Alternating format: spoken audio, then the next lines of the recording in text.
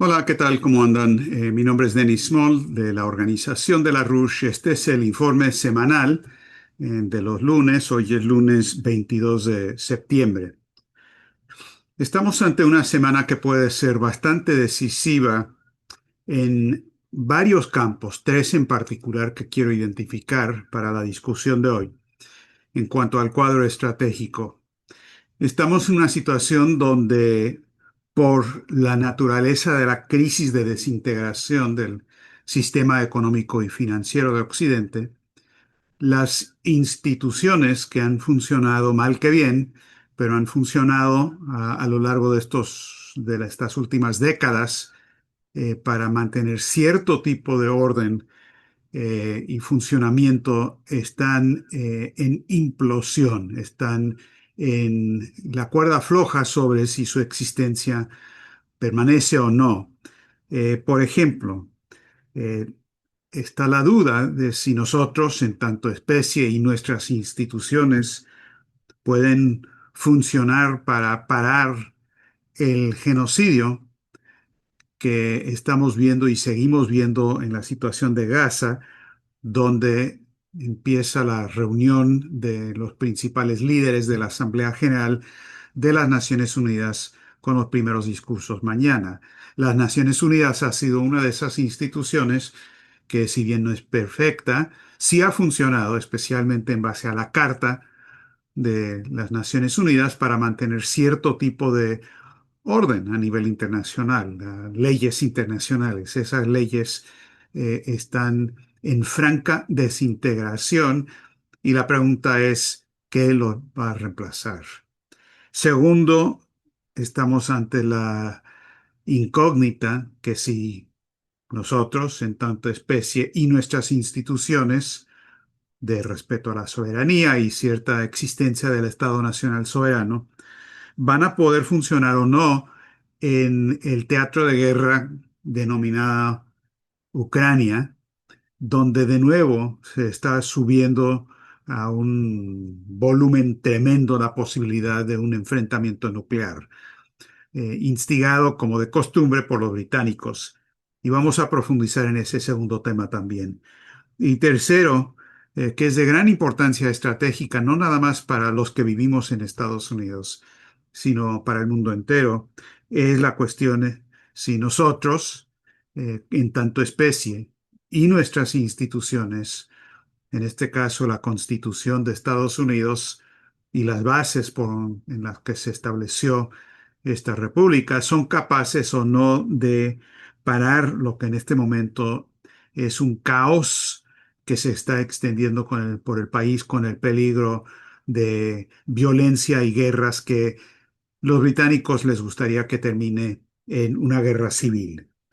Y en los tres casos estamos ante incógnitas, es decir, una pregunta que hasta el momento no tiene respuesta, pero tenemos que asegurar que funcione las respuestas positivas, porque ante situaciones de desintegración de las instituciones tenemos que necesariamente organizarnos con las nuevas instituciones que el momento político requiere. En particular, quiero recalcar lo que mencionamos en las últimas semanas, pero lo que es la característica común de estas tres circunstancias que he mencionado, y es el hecho de que las instituciones, o más bien los centros financieros gobernantes en Londres y en Wall Street, han desatado, como lo han hecho en otras ocasiones, lo que ellos mismos denominan una estrategia de tensión. La idea de la estrategia de tensión no es nada más desatar terrorismo controlado, tanto de derecha como de izquierda, para crear caos y para que la gente esté abierta a soluciones disque autoritarias. Pero es mucho más que eso. Esto viene del Instituto Tavistock, la clínica Tavistock de manipulación psicosocial de las poblaciones en el periodo de la posguerra, con la idea de que se crean intencionalmente condiciones de límite que la gente no puede tolerar y especialmente se les comunica la idea de que esto no se puede parar. No hay manera de pararlo. El hombre no está en condiciones de detener lo que está ocurriendo y eso crea las circunstancias donde la gente eh, acepta, es maleable psicológicamente a aceptar soluciones y propuestas que en otras circunstancias rechazarían por completo. Es decir, es un cambio de paradigma cultural que están tratando de introducir, que es mucho más importante que cualquiera de las soluciones específicas que están tratando de lograr. Ahora, Lindo LaRouche habló de esto en muchas ocasiones, pero hay una cita en particular que les quiero leer de un artículo de LaRouche de diciembre de 1982. Y es sobre la cuestión de la propuesta de LaRouche para una iniciativa de defensa estratégica para resolver la crisis de lo que era y sigue siendo la política de destrucción mutua y asegurada originada con los británicos, muy defendida y elaborada por Henry Kissinger y otros. Esta idea de la destrucción mutua y asegurada, que en inglés tiene las iniciales, las siglas MAD, Mutually Assured Destruction, pero MAD, en inglés también quiere decir loco, loco de remate. Y esta política es una política de locura porque lo único que mantiene la paz momentánea es el equilibrio del terror. Es decir, la única manera en que yo garantizo que mi vecino no me va a asesinar es porque yo estoy amenazando con destruirlo a él. Es el mundo de la ley de la selva, es la doctrina de Hobbes y de Bentham de la ley de la selva, donde todos los hombres están en guerra en contra de todos los otros hombres, como dice Hobbes, y la única manera en que se mantiene a una semblanza de sociedad es por un equilibrio de terror entre los tigres y los leones, los elefantes y los rinocerontes, etcétera, etcétera.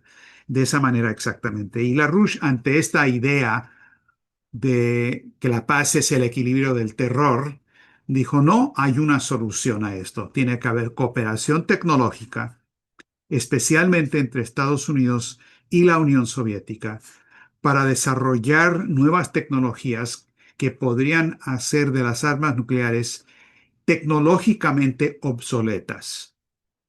Y LaRouche desarrolló, y el presidente Reagan en marzo de 1983 adoptó la propuesta de LaRouche de la Iniciativa de Defensa Estratégica, que algunos han llamado la Guerra de las Galaxias porque no saben de qué se trata.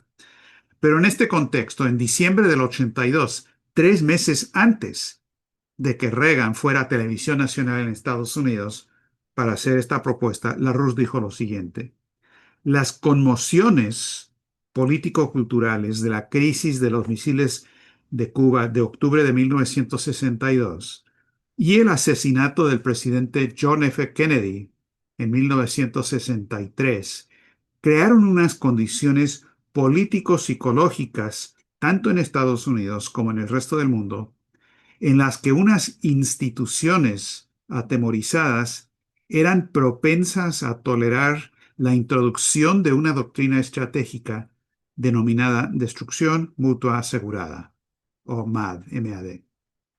Ahora, esta descripción, pues, es exactamente lo que está pasando hoy día. Es una copia calcada del cuadro que estamos viviendo en este momento. Pero lo que quiero enfatizar para fines de nuestra actividad política es que en ese marco de lavado de cerebro de una población entera, es decir, imponer el terror y decirle a la persona o las personas aterrorizadas que no hay solución sino entregar su voluntad a quien los está creando ese terror, que cualquier pequeña ruptura o apertura en ese ambiente controlado puede tener un efecto multiplicador muy grande. Dicho de otra manera, introducir un elemento de optimismo fundado con una solución a este problema de aceptar la ley de la selva puede tener un efecto tipo reacción en cadena en la población. Eso es lo que hace el organizador político. Trata de ganar gente a una causa que puede tener ese tipo de efecto multiplicador. Ahora, desde esta perspectiva, ahora veamos rápidamente estos tres teatros de guerra cultural, guerra militar, guerra económica que he indicado. Primero, la situación de Gaza. Hoy empezó el debate en Naciones Unidas, no el debate general, pero sí la reunión convocada por Francia y Arabia Saudí sobre el tema del Estado palestino. Empezó hace media hora, a las 3 de la tarde, hora de Washington, hora de Nueva York. Va a durar 3 horas. No tengo noticias. Lo que sí es un hecho es que varios estados, varios países reconocieron a Palestina como un estado en los últimos días antes de que empezara la reunión de la Asamblea General, que oficialmente es mañana. Esto incluye Portugal, varios países europeos y hasta el Reino Unido y Australia y Canadá también dijeron que reconocen a Palestina. Pero no hay que olvidarnos, no han ido tan allá como para querer parar el genocidio. Qué bueno que reconocen a Palestina, pero hay que parar el genocidio. Ahora, hay más de 150 países que han reconocido a Palestina en este momento. Israel obviamente no, Estados Unidos obviamente no, Alemania tampoco. El primer discurso de Naciones Unidas este año, como todos los años, lo da el gobierno de Brasil. Eh, Eso es una tradición que viene de décadas atrás y Lula está en Nueva York para dar ese discurso. Eh, Todo indica que va a tener palabras fuertes que decir sobre el genocidio en Gaza, eh, calificándolo como tal.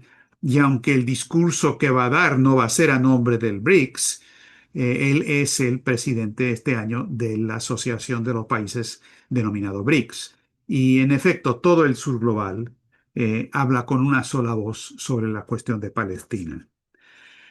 Cuando se publicaron las noticias del reconocimiento de Palestina por parte de otros países, Benjamín Netanyahu, el primer ministro de Israel, tuvo palabras realmente escalofriantes. Hay poco que sale de la boca de este señor que no es escalofriante. Y dijo muy sencillamente, no ocurrirá. Dijo, no se establecerá un Estado palestino al oeste del río Jordán. Dijo, la respuesta al reciente intento de imponernos un Estado terrorista en el corazón de nuestra tierra, dice, se dará después de mi regreso de Estados Unidos. Esperen. Y Netanyahu, en efecto, viene a Estados Unidos para hablar en Naciones Unidas y se va a reunir con Trump. Habrá que ver qué es lo que sale de eso. Sin embargo, una de las cosas creo que lo tiene muy animado a Netanyahu de que puede hacer y deshacer a su gusto, es lo que pasó con el ataque por parte de Israel a Qatar, al Hamas y a los negociadores en Qatar, que obviamente no pudo haber ocurrido sin la aprobación previa o la anuencia por parte de Estados Unidos. Todo el espacio aéreo en torno a ese país, ya que la base militar más importante de Estados Unidos está ahí, en el Oriente Medio, lo controla Estados Unidos. Entonces, ese ataque a la vez ha provocado acontecimientos que realmente son un cambio tectónico en toda la estructura del Oriente Medio y toda la cuestión estratégica, y es el hecho de que Pakistán y Arabia Saudí anunciaron, creo que fue el 17 de septiembre, si mal no recuerdo, un acuerdo de defensa mutua. Es decir, este no es un acuerdo estratégico, no es un acuerdo de cooperación, es un acuerdo militar donde declararon explícitamente que un ataque en contra de uno de los países es un ataque en contra de los dos y los dos saldrán en defensa. Ahora, Pakistán es un país con armas nucleares y cuando le preguntaron al ministro de Defensa de Pakistán si esto significaba que el paraguas nuclear de Pakistán también ahora se extendía a Arabia Saudí y a otros países, dijo, todos los instrumentos de guerra y de defensa están incluidos en este acuerdo. Es decir, dijo sí. Ahora, creo que es importante reconocer que no solamente Arabia Saudí, sino que muy posiblemente otros países árabes de la región se van a incorporar a ese tipo de acuerdos. Pakistán desde hace tiempo ha dicho que está dispuesta a ayudar en ese sentido. Y con esto se introduce al Oriente Medio el segundo país nuclear después de Israel. Ahora tenemos la situación donde Pakistán también, de hecho, está en esa región. Ahora, esto es el- el- la política de destrucción mutua y asegurada al 100%. Estamos hablando de países que piensan que por la destrucción de las instituciones, porque las Naciones Unidas ya no funciona, porque ya no se puede depender de la soberanía nacional y la defensa de la misma en las Naciones Unidas y en la ley internacional, no tienen otro remedio que amenazar con usar un arma nuclear para protegerse. Esto es la ley de la selva. Yo no estoy culpando ni a Arabia Saudí ni a Pakistán. Tampoco culpo a Brasil cuando su ministro de Energía y Minas dijo hace unas semanas que Brasil quizás debería no haber abandonado el camino hacia un arma nuclear en 1990, porque a estas alturas es la única manera de defender la soberanía nacional. Y porque Brasil se ve claramente que está amenazada directamente por lo que Estados Unidos está haciendo, número uno, con Venezuela, hundiendo ahora el tercer barco disque de narcotraficantes, porque sí, sin juicio, sin nada, sin presentación de pruebas, sino simplemente porque Trump dijo que son narcos y por lo tanto, y que venían a Estados Unidos. Y no se sabe ni si venían a Estados Unidos ni que eran narcos. Es más, ni se sabe si era un barco o no, pero de todas maneras, eso es secundario. Simplemente por definición de la persona que detenta el poder del Leviatán se decide, lo vamos a hundir y se acabó. Esa es una política que amenaza no nada más a Venezuela, sino a toda la región. Y en el caso de Brasil en particular, cada día Estados Unidos le impone más sanciones a Brasil porque no le gusta lo que el sistema judicial de Brasil está haciendo con el caso Bolsonaro. Quieren que Bolsonaro sea presidente y si no lo pueden lograr democráticamente, pues lo pueden lograr con el uso de sanciones. Eso es lo que piensan. Esto es un intento de golpe de Estado en Brasil, no es menos que eso. Es el equivalente de una invasión militar y yo no descartaría tampoco el uso de elementos militares, ni en Venezuela, ni en Brasil, ni en ningún lado, si no cambiamos la dirección general internacional que está ocurriendo bajo este nuevo paradigma. Entonces, cuando el ministro de Energía y Minas de Brasil dice, bueno, a lo mejor deberíamos hacer eso, yo no los culpo por plantear eso, no culpo a Pakistán y Arabia Saudí. El problema está en que hemos permitido que el planeta entero se hunda en la ley de la selva, en una situación donde la destrucción mutua asegurada es la única manera de garantizar la soberanía y se están creando las condiciones realmente bestiales en el sentido de la ley de la selva que decía. Eso es lo que tenemos que cambiar a como de lugar. Ahora, importante aquí en todo esto es que mm, tenemos algo en existencia ahora que representa una orientación diferente, no nada más en economía, sino en todo lo que significa el concepto del hombre y cómo se debe organizar la sociedad.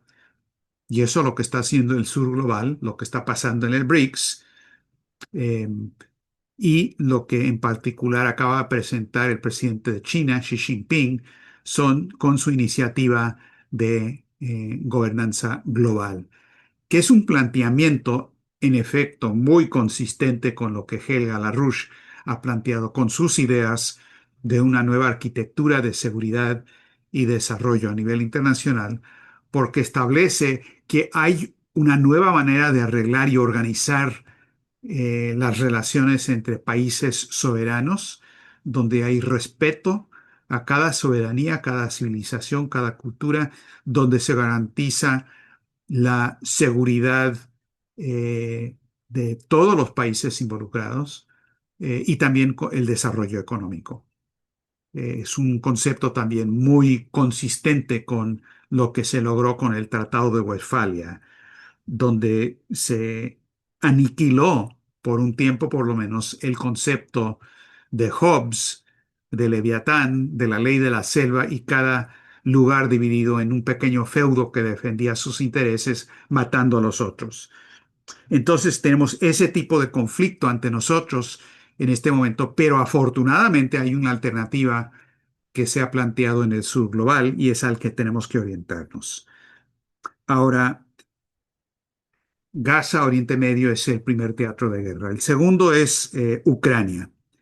Y aquí han habido una serie de amenazas y acontecimientos, disque con drones rusos que se metieron al territorio espacio aéreo de Polonia, que Rusia niega, un incidente supuestamente en Estonia o en el espacio aéreo de Estonia, donde supuestamente aviones rusos entraron a ese espacio, también lo niega Rusia, y otras situaciones parecidas, pero todo esto obedece, si lo vemos en su conjunto, al planteamiento hecho por el think tank, el grupo de pensadores, aunque no se merecen ese nombre, más antiguo del Reino Unido, de la monarquía británica, que se llama RUSI, que es el Royal United Services Institute, el Instituto Real de Servicios Unidos. No tiene nada que ver con Rusia, es de la monarquía británica.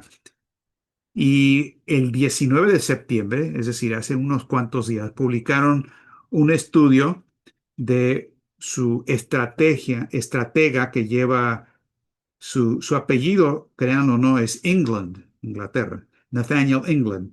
Y es un estudio que se llama Este es el momento europeo. Se requiere una estrategia de santuario para Ucrania y propone que se tiene que establecer una zona de exclusión aérea vigilada cubriendo 2/3 de la parte occidental de Ucrania. Es decir, bajando y también poniendo tropas de Europa en la frontera con Bielorrusia. Entonces, bajando de Bielorrusia hacia el sudeste y luego cortando hacia la frontera del sur de Rumanía. Dejando esa otra parte para Rusia, pero lo importante es establecer una zona de exclusión aérea controlada por la OTAN, y ellos dicen en este artículo, por Londres y Francia en particular, pero es la OTAN, porque no podemos permitir, dicen, que se lleve adelante cualquier posibilidad de acuerdo negociado que se decide en el exterior, es decir, entre Putin y Trump. Dice, Europa tampoco puede permitirse esperar a conversaciones de paz negociadas en otro lugar. Ahora, esto es una de las cosas más provocadoras que uno se pueda imaginar, pero es el contexto en que se puede entender las declaraciones realmente escalofriantes que han salido de diferentes líderes de países de los Balcanes, como Lituania, Estonia, eh, Polonia y también de Alemania. Primero, la ministra de Defensa de Lituania, Dovilė Sakalienė, dijo lo siguiente, que, bueno, primero Fox News informa no solamente que irrumpieron en espacio aéreo de Estonia, lo que los rusos niegan, en el peor de los casos sobrevolaron la parte del mar Báltico, que es un estrecho muy estrecho, valga la redundancia, donde tienen que volar los aviones rusos para llegar a Kaliningrado, que es territorio ruso, pero eso es espacio aéreo internacional. Pero ahora Fox News dice que sobrevolaron la capital de, de Estonia, que es una mentira absoluta y total. Esta Sakaliene dijo, Rusia vuelve a poner a prueba a la OTAN. decenas de drones en Polonia la semana pasada, drones en Lituania, Letonia y Estonia, y ahora cazas en el cielo de Estonia. Son provocaciones deliberadas y dice, aquí se está amenazando directamente no solo la integridad territorial, sino la seguridad de los ciudadanos de nuestros países. O sea, como si Rusia estaba por bombardear a Estonia. El presidente checo, Petr Pavel, dijo que Rusia se dará cuenta muy pronto que ha cometido un error y ha cruzado los límites aceptables y propone que hay que derribar los aviones rusos que entren a espacio aéreo de estos países. Alemania, que debería haber aprendido esta lección tiempo atrás, Jürgen Hart, que es el portavoz de política exterior del partido CDU, la democracia cristiana, que no tiene nada ni de cristiana ni de democracia, es el partido de Merz, dijo, el Kremlin necesita una clara señal de stop, solo un mensaje claro a Rusia de que cualquier violación militar de la frontera será respondida con la fuerza militar, incluyendo el derribo de aviones de combate rusos sobre territorio de la OTAN, tendrá efecto. Cierra comillas. Entonces, eso es lo que están proponiendo en esta situación. Ahora, esto es, la situación de Ucrania se está agravando y volviéndose de nuevo un posible punto donde puede estallar una guerra termonuclear, a pesar de que Trump y Putin han tenido discusiones, a pesar de que han habido avances en eso, en gran medida por el desastre total de la visita de Donald Trump al Reino Unido. Esto fue, si tomamos en cuenta que Estados Unidos peleó una guerra, una revolución en contra de todo lo que significaba y significa el Reino Unido, incluidos sus filósofos y su sistema imperial, la manera lambiscona en que Trump se relacionó con la monarquía británica es detestable para cualquier patriota norteamericano.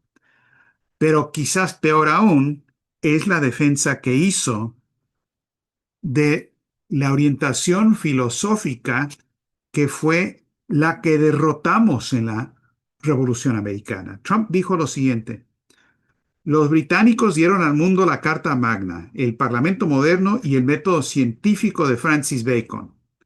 Y ahora viene lo sabroso. Nos dieron las obras de Locke y Hobbes, Smith y Burke, Newton y Blackstone. Las tradiciones jurídicas, intelectuales, culturales y políticas de este reino se encuentran entre los más altos logros de la humanidad. Nunca ha habido nada igual. Bueno, eso es cierto. Pero yo no creo que Trump en su vida haya leído ni a Hobbes ni a Locke. Pero Hobbes es la persona que dice que el hombre no es bueno, que es una guerra de todos los hombres el uno contra otros y que hay que tener un leviatán, un dictador, para establecer algún tipo de control social. La Revolución Americana se libró en contra de esa idea, a favor de la idea de Leibniz, en contra de la idea de Adam Smith, a favor de la idea de Hamilton. Y esto no solamente es ignorancia, es mucho peor que eso, es una declaración de política de gobierno que desafortunadamente también vimos en la reunión, el memorial a Charlie Kirk. Ahora, voy a decir poco sobre eso, porque no merece un gran enfoque eh, obsesivo sobre lo que ocurrió ahí, pero sí es importante en varios aspectos. Primero que nada, yo estaba viendo eso porque el asesinato de Charlie Kirk fue una clara acción tipo estrategia de tensión. La idea de este terror, de este bestialismo, estos ataques, es hacerlos a plena vista del mundo entero, como lo de Gaza. La idea de Gaza no es nada más genocidio y maltusianismo, es eso, pero es mucho más que eso. Es acostumbrar a los seres humanos de todos los países de que esto es lo que somos y no se puede parar. No se puede parar. Ese es el mensaje. Es como si estuviera Satanás parado al lado con una sonrisa, diciendo, ¿ya ven? ¿No les dije? ¿Ya ven? Y ese es exactamente el mensaje del asesinato de Charlie Kirk. En plena reunión ante 3.000 estudiantes, más que nada jóvenes, y lo asesinaron. Lo que yo me temía es que esa reunión se iba a volver todo un llamado a la violencia de la derecha en contra de la izquierda y que iba a haber una denuncia de la izquierda que habían hecho este asesinato de Charlie Trump y por lo tanto se vale de todo y hay que librar eso. Estuve gratamente sorprendido por los primeros discursos, eh, incluido Donald Trump Jr., el hijo de Donald Trump, que no es una persona muy sensata que digamos en casi nada, pero sí dijo, en parte, sobre todo nosotros, los conservadores, no nos hundimos al nivel de la violencia. Somos víctimas de eso, pero nunca nos vamos a hundir a eso. Bueno, qué bueno. El vicepresidente J.D. Vance dijo, lo que hicieron fue un terror, no podemos hacer caso omiso de eso, tenemos que abordar estas cuestiones, pero lo hacemos buscando la verdad y tenemos que orar por nuestros enemigos, tal y como nos dice la Biblia, etcétera, etcétera. Toda la reunión tuvo un elemento religioso, este, francamente muy superficial y problemático para el futuro de un movimiento que se desprende de la idea de la separación entre la iglesia y el Estado. Pero eso es en este momento secundario a la cuestión de la violencia. Entonces eso pasó. Y luego habló la viuda, Erika Kirk, y dejando a un lado todas las cuestiones del momento, que obviamente estaba en un estado de shock total, dijo una serie de cosas realmente interesantes. Dijo lo siguiente, y les quiero leer esta parte. Dijo, tras el asesinato de Charlie, no vimos violencia, no vimos disturbios, no vimos revolución. Y felicitó a la gente que estaba ahí, 100.000 personas, de que eso había sido así.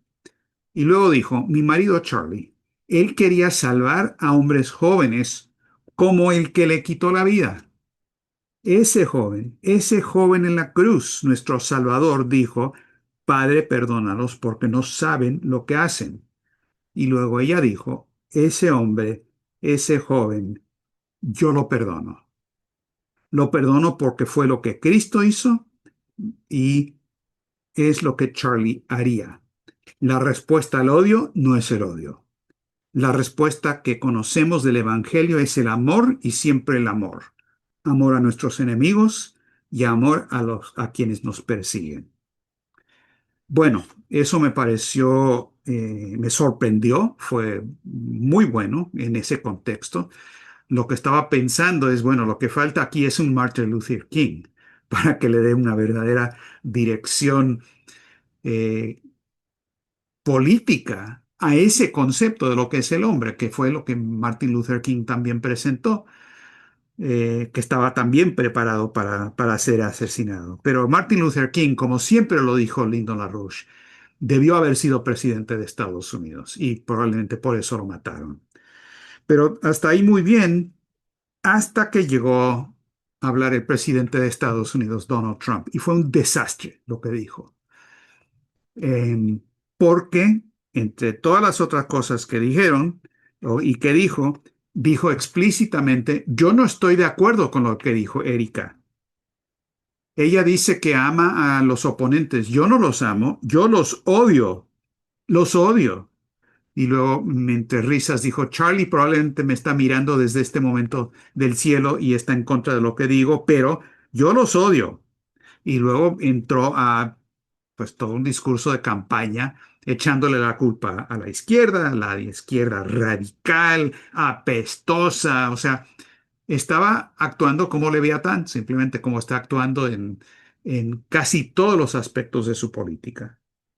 Y la idea aquí La idea de respaldar a Hobbes, la idea de respaldar esa idea del hombre, la idea de respaldar que lo único que conocemos es lo que nuestros sentidos nos dan a entender, y que somos lo que nuestros apetitos dictan, es totalmente contrario al sistema económico de Estados Unidos, a la filosofía de la Revolución Americana y de lo que tiene que regresar a ser mi país.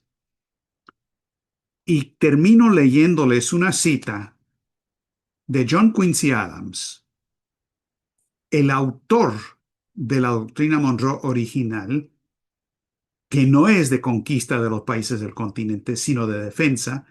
Lo que se conoce como la doctrina Monroe es el corolario de Monroe que puso Teddy Roosevelt.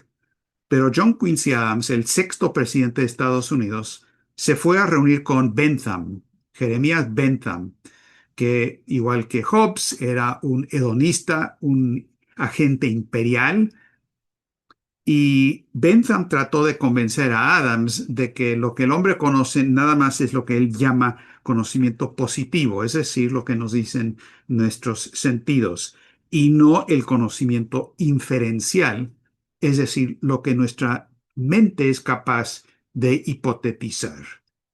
Y escuchen lo que dice John Quincy Adams y contrasten eso con el cuadro estratégico que les acabo de decir, y creo que eso resume el momento en el que vivimos.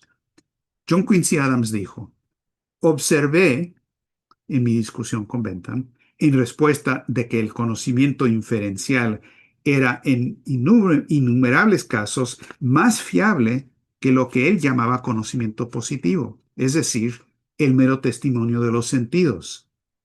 Le dije que nuestro conocimiento de la naturaleza física, tal como es, consiste enteramente en correcciones inferenciales del testimonio de los sentidos.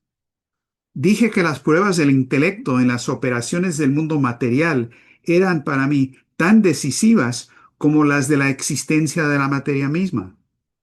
El intelecto no reside en la materia, sino que la moldea y la controla. ¿Qué es ese intelecto y dónde está? En todas partes en sus efectos, en ninguna parte perceptible a los sentidos. Que modifica y gobierna el mundo físico es evidente tanto para mis sentidos como para mi razón. Cierra comillas. Ese es el concepto que se requiere hoy día, no solo para Estados Unidos, aunque especialmente para Estados Unidos por el problema estratégico que tenemos, pero es la clave tanto de los cambios culturales, filosóficos, económicos y políticos internacionales que se requieren en este momento.